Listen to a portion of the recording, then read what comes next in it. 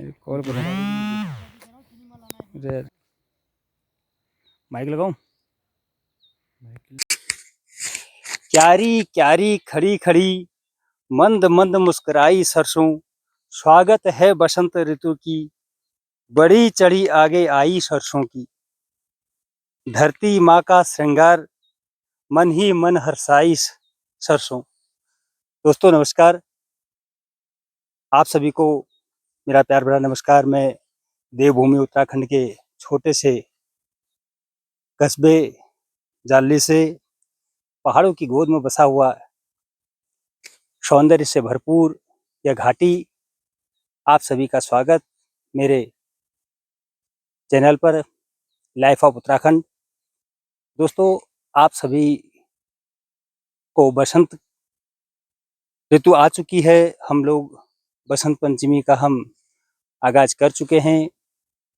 जब बसंत आती है तो कवियों ने अपनी विभिन्न प्रकार की कवियाँ लिखी, जिसमें से एक कविता छोटी सी मैंने आपको सुनाई। दोस्तों बसंत ऋतु के आगमन पर जहाँ पूरे देश के अंदर बसंत ऋतु का स्वागत किया जाता है विभिन्न प्रकारों से, इसके साथ ही बसंत ऋतु के आगमन पर हमारे विभिन्न जगहों पर राग फुहाग गाए जाते हैं। बसंत ऋतु एक प्रतीक है।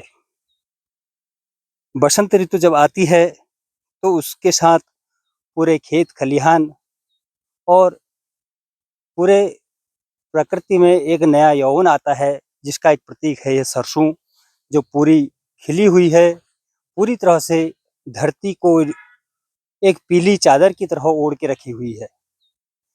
दोस्तों यह पीली सरसों, इसमें कहने का मेरा केवल इतना ही मतलब है, जो मैं अगर आप लोगों के साथ जो अपनी बातें साझा कर रहा हूँ, मेरा कहने का मतलब ये है कि अगर हम इस खेत में खड़े हैं, इसमें अगर आपको पीली सरसों दिख रही है, तो दोस्तों इसमें जितनी मेहनत काश्तकार करता है, खासकर मैं पहाड़ की खेती की बात कर रहा हूँ, क्योंकि मैं पहाड़ में रहता हूँ तो मैं पहाड़ की खेती की बात करूँगा। दोस्तों पहाड़ में खेती करना आज के डेट में बहुत ही दुर्लभ एक ऐसा संयोग बन चुका है कि जहाँ पर पहाड़ में किसान खेती करना चाहता है, लेकिन उसके साथ ऐसी विडंबनाएं उसके साथ होती हैं। अगर हम कहें चारों ओर, अगर मेरे सहयोगी अगर दिखा पाए अन्य तरफ को भी, तो इस खेती को अगर हम लेकर देखें तो दोस्तों खेती में कुछ बचा नहीं हुआ है, क्योंकि पहाड़ की खेती इस प्रकार की हो चुकी है जहाँ बंदर, सूअर, जंगली जानवर और आवारा पशु भी यहाँ पर आ चुके हैं। उनके द्वारा पूरी तरह से खेती नष्ट कर दी जाती है।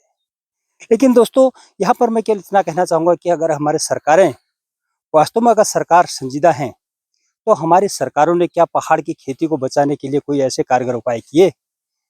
क्या पहाड़ के हित में हमारी सरकारें कभी संजीदा रही हैं?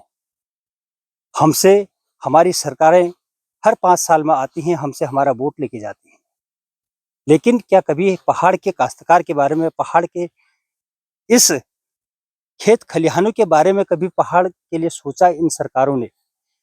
सवाल पूछना बनता है। दोस्तों सवाल एक नहीं, हर चीज में सवाल है। चाहे वो पहाड़ को किसी भी तरीके से अगर हम देखें, चाहे वहाँ की स्वास्थ्य शिक्षा की बात करें, लेकिन वर्तमान में मैं इस समय खेती को बचाने की बात करूंगा। दोस्तों हमारे यहाँ पर जो पहाड़ों में अमूमन हमारे पास जो पानी होता है, वो 10 माह हमारे पास पानी बहते रहता है। 2 माह हमारे पास हमारे इन नदियों में, जो क्योंकि छोटी नदियां हैं तो इनमें पानी नहीं होता है। क्या हमारे सरकारों ने, हमारे जनप्रतिनिधियों ने इस ओर ध्यान दिया कि इन छोटी छोटी नदियों में अगर पानी को रोका जाए, पानी को रोक के इन खेतों में अगर उसको कहीं ऊंची टॉप पर उसको पहुंचा के पंपिंग के द्वारा इन खेतों को अगर सिंचित किया जाए? क्या पहाड़ में आदमी, यहाँ का जो यहाँ की जो जनता है, क्या वो खेती नहीं कर सकती है? क्या यह खेती उपजाऊ नहीं हो सकती है? दोस्तों अगर मैं आपको बताऊं, यह वह खेती है जहाँ कभी केवल धान की पैदावार अधिक होती थी, केवल धान ही इन जगहों पर होते थे, क्योंकि यहाँ की अगर मिट्टी की गुणवत्ता की बात अगर हम करें दोस्तों, ये इतनी भुरभुरी और अच्छी मिट्टी है, यहाँ पर लाल मिट्टी भी है। तो इस खेती में जहाँ धान ही धान हुआ करते थे दोस्तों, आज वहाँ ना मडुआ होता है, ना झुमरा होता है, ना अन्य चीजें हो पा रही है। हालांकि कारण बहुत सी चीजें हैं। प्रकृति ने भी अपना रंग बदला है दोस्तों। प्रकृति प्रकृति जब अपना रंग बदलती है तो उसके पीछे भी कारक कहीं ना कहीं हम लोग होते हैं, मानवीय कारक उसके पीछे बनते हैं दोस्तों। तो मैं आप सभी से केवल यह गुजारिश करना चाहूंगा, क्या हमारी सरकारें, क्या हम ऐसी सरकारों को चुनते हैं, क्या हम ऐसे जनप्रतिनिधियों को चुन पाते हैं जो हमारे लिए हमारे हिसाब से नियम बना पाए। हमारे लिए हमारी सरकारें क्या हमारे लिए जो पहाड़ को बचाने की बात करते हैं, पहाड़ की खेती को बचाने की बात करते हैं, पहाड़ की किसानी को बचाने की बात करते हैं, क्या वो वास्तव में बचा पा रही हैं? वादे हमारी सरकारें करती हैं, लेकिन दोस्तों क्या वो वादे आज तक धरातल पर उतरे हैं? हमारी सरकारें मात्र 2000 रुपये देती हैं, लेकिन मेरा अपना एक मानना है, अगर सरकार संजीदा है तो 2000 के बजाय 5000 रुपये दे, 5000 दे। और इन जो लोग आज आवारा पशुओं को खेतों में छोड़ देते हैं या सड़कों पर छोड़ देते हैं, तो उन लोगों से भी गुजारिश होगी, तो सरकार अगर उन पर नियम बनाए कि भैया जिसकी भी जानवर अगर पकड़ में आता है, क्या सरकार के पास ऐसे हथकंडे नहीं हैं? अगर कहीं पर अगर चोरी होती है तो सरकार के नुमाइंदे, प्रशासन वहां पर तुरंत पहुंचता है, लेकिन आवारा पशुओं के लिए ना प्रशासन ना ही शासन, कोई ऐसा तंत्र नहीं है। तो दोस्तों मैं इतना ही कहना चाहूंगा कि हमारी सरकारें वास्तव में गंभीर नहीं रही है। पहाड़ की खेती को बचाने के लिए सरकार का कोई ध्यान आज तक नहीं गया है।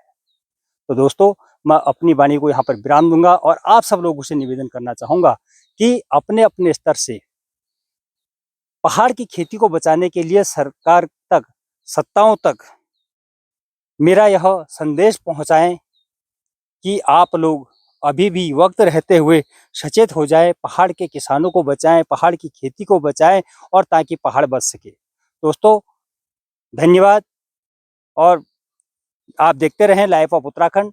Please like, share and subscribe. जय हिंद, जय देवभूमि उत्तराखंड।